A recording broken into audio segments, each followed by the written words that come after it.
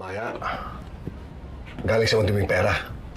Bakit? Hindi pa naman tayo sigurado kung sino nagpiyansa sa kanya. Hindi nga natin alam eh. Hindi natin alam kung si Tanggol nga yun o kung saan galing yung pera. Marites, kilalang kilala ko yung anak mo. Sigurado ako, gumagawa na naman ng katimbunyohan yan. Ikaw, tama na nga. Lagi mo na lang pinag-iisipan na masama si Tanggol. Totoo naman, di ba? Eh noon nga eh, nasa poder ko siya, nakagawa ng kawalangian yan. Ngayon pa kaya,